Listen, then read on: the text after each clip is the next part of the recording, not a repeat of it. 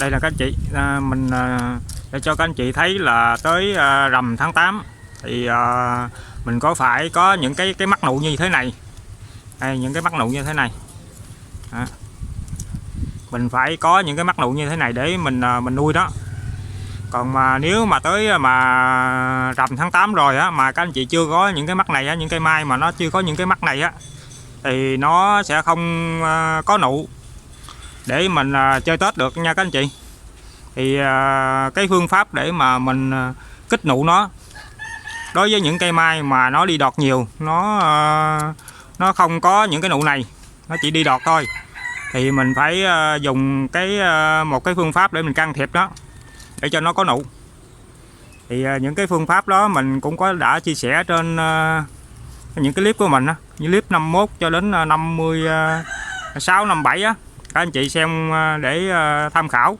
Hôm nay thì mình sẽ làm một cái video clip chi tiết hơn để mình khắc phục cái tình trạng mà có những cây mai mà nó sẽ không có nụ, nó không ôm nụ này.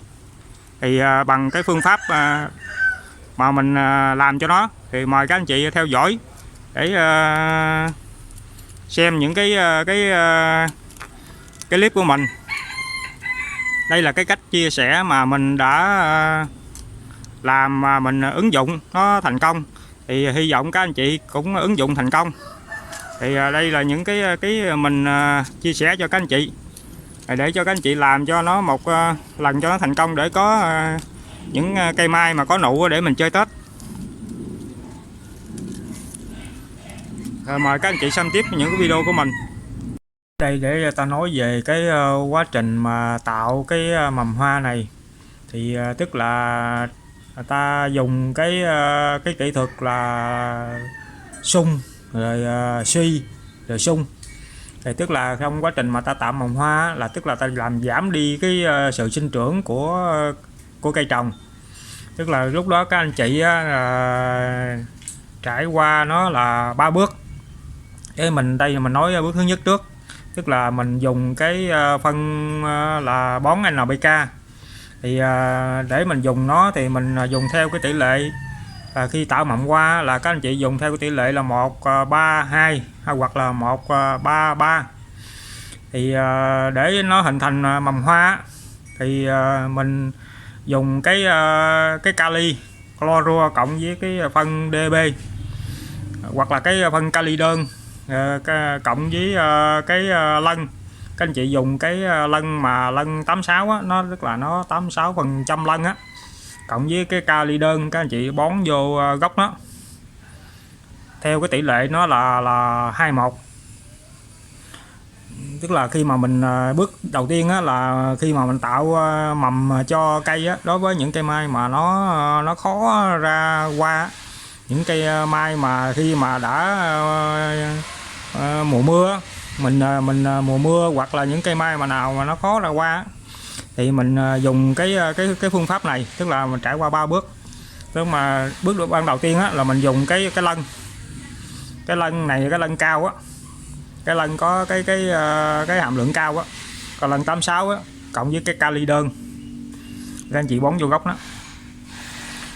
theo cái tỷ lệ nó là 2:1, tức là 2 lân một kali. Thì các anh chị dùng đó, các anh chị bón vô gốc nó, cái bước đầu tiên. Rồi qua cái bước thứ hai á, qua cái bước thứ hai là mình dùng cái MKB. Tức là bây giờ mình bước qua cái bước thứ hai. Bây giờ mình bước qua cái bước thứ hai là mình dùng cái MKB. Ở đây mình dùng cái MKB này thì nó có cái công thức nó là 0,5234.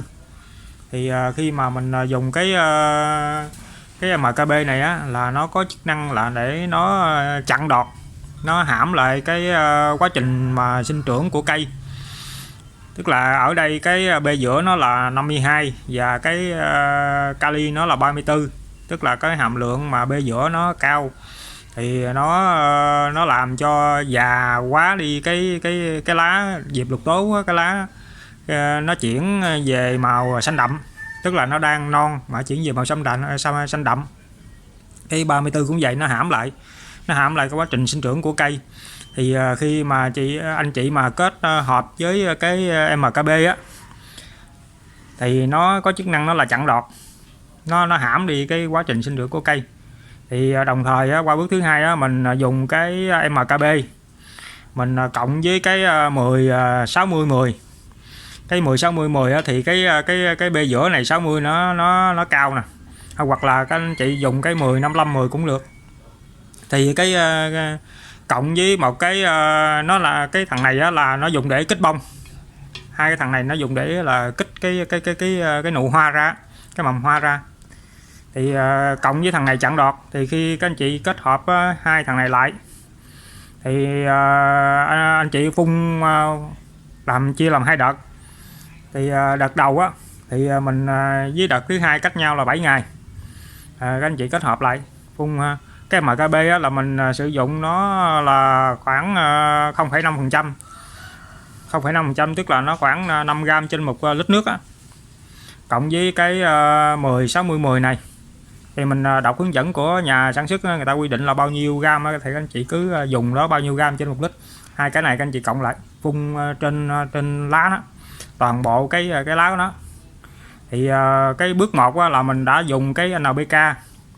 Thì cái NPK để mình bón với gốc nó thì mình dùng cái lân mà ở ngoài thị trường nó bán có lân 86 á, là 86% á, lân á, với cái kali đơn các anh chị mà tưới gốc nó. Xong qua bước thứ hai là mình dùng cái MKB cộng với cái 10 60 10 hoặc là 15 5 10.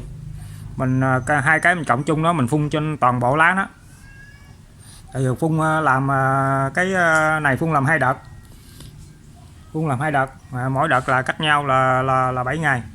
Khi mà qua cái bước thứ hai rồi á thì trong vòng 1 tháng sau á, khi nó đã tạo mầm hoa rồi, mình sẽ bước qua một cái bước thứ ba nữa.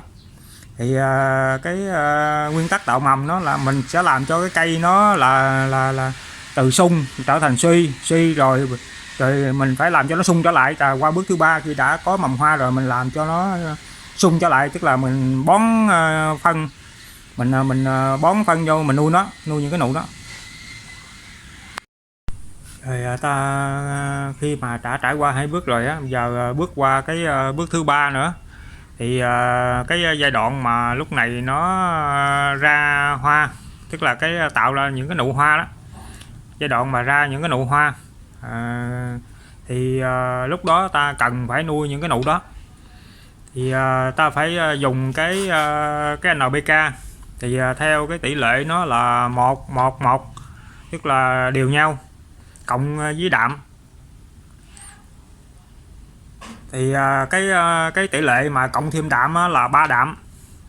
Thì lúc đó người ta mới có một cái tỷ lệ là 3-1-1 hoặc là 2-1-1. Thì lúc đó các anh chị sử dụng là cái tỷ lệ là 3-1-1 hoặc là 2-1-1 của NPK, của cái NPK này. Tại vì cái tỷ lệ mà NPK là theo cái tỷ lệ là đều nhau, thì lúc đó các anh chị có thể dùng cái phân 3 số á, 3 số đều nhau 16 16 16 hoặc là 17 17 17 á, thì cộng chung với đạm mà nó là 3 đạm và một cái NPK. Thì lúc đó ta mới có tỷ lệ nó là cái NPK nó là 3-1-1 hoặc là 2-1-1. Thì lúc đó mình mới sử dụng cái NPK. Thì ở ngoài nó có bán, thị trường nó có bán là cái loại 20-10-10 hoặc là 30-10-10 hoặc là 20-12-10, tức là theo tỷ lệ nó là 2-1-1. Thì mình nên sử dụng cái là 20-10-10 với cái 20-12-10 thôi, đừng nên sử dụng cái 30-10-10. Tại vì 30-10-10 nó cái 30 này cái đạm nó rất là cao, mình nên sử dụng khoảng 20 đổ lại được rồi. Hoặc là anh chị có thể sử dụng thêm cái 16-16-8 cũng vẫn được.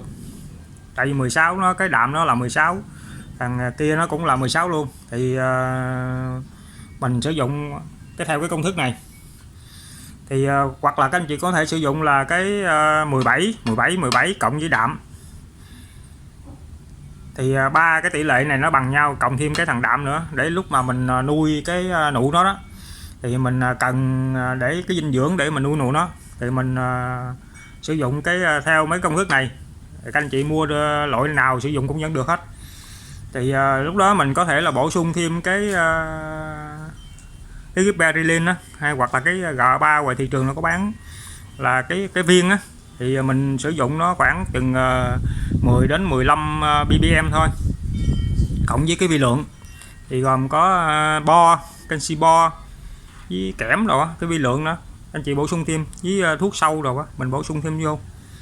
Thì cái G3 nó để thúc đẩy cái nụ, thúc đẩy cái nụ để phát triển cho nó lớn lên, đồng thời nó cũng thúc đẩy luôn cái phần cái lá của nó luôn, cái tược nó đi luôn, thì đồng thời để nó nuôi, nó có cái lá để nó nuôi cái nụ đó. Thì mình không nên sử dụng cái đạm nhiều, mà mình sử dụng cái khoảng chừng 20 đổ xuống là vừa. Thì nó có trải qua là mình tạo mầm đối với những cây mai mà nó khó ra nụ á, vào mùa mưa và nó đi tược nhiều, thì mình phải dùng cách đó, mình trải qua ba bước như vậy. Còn đối với những cây mai mà mùa nắng mà đã già mai và dễ tạo nụ á, thì mình không có dùng 3 bước này, mà mình chỉ dùng cái một bước thứ hai là đủ rồi, với một bước thứ ba, bước thứ hai và bước thứ ba thôi. Còn bước 1 là mình bỏ qua. Còn đối với những cây mai mà nó khó tạo nụ á, thì mình trải qua 3 bước, thì mình dùng qua 3 bước đó. Thì ở đây mình hướng dẫn cho các anh chị là đối với những cây mai mà nó khó tạo nụ thôi, thì cái quy trình tạo nụ nó là như vậy, tức mình làm cho cây mai nó sung rồi nó suy trở lại. Cái suy là lúc quá trình mình tạo nụ nó là suy, rồi quá trình mà mình nuôi cái nụ hoa là mình làm cho nó sung trở lại. Thì trước khi mà tạo nụ cho nó đó, các anh chị có thể là ngưng tưới, tức là cắt nước cho nó khoảng chừng 3 ngày rồi mình tạo nụ nó. Xong khoảng 3 ngày sau là mình hạ tưới nước lại, mà tưới nước ít thôi, riu thôi, chứ không có cắt nước hoàn toàn nha các anh chị. Đối với cây mai của mình là mình không có dùng cái phương pháp cắt nước nha, thì chỉ cho mình ngưng nước đó thôi. Ngưng nước nó khoảng chừng 3 ngày rồi mình tạo nụ xong, khoảng 3 ngày sau là mình tưới ít thôi, đừng cho tưới nhiều. Thì đối với những cây mai mà mình khó tạo nụ thì mình dùng cái phương pháp này, cái phương pháp tạo nụ hoa này, thì trải qua 3 bước như thế. Thì theo như cái bước thứ ba, cái bước thứ ba là mình khi mà quá trình mình nuôi nụ nó, thì mình sử dụng theo cái tỷ lệ này nè, 3:1:1 này nè, 2:1:1, hoặc là anh chị có thể sử dụng tỷ lệ là 1:1:1 cộng chung với đạm. Đó, thì các anh chị có thể dùng là cái phân ba số của mình á, 20 cũng vẫn được, rồi cộng chung với đạm vô, tại vì mình cần đạm, nhưng mà nên sử dụng cái khoảng chừng 20 đổ lại là nó ok rồi.